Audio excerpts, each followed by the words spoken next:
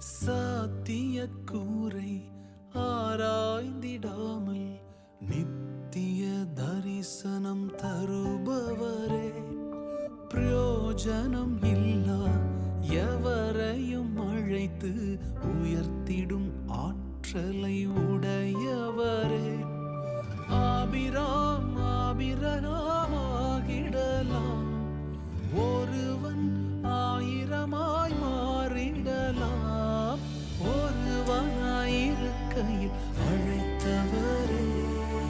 ஆயிரமாக்கி மகிழ்பவரே, சொன்னதை பிசகாமல் செய்பவரே, யாவே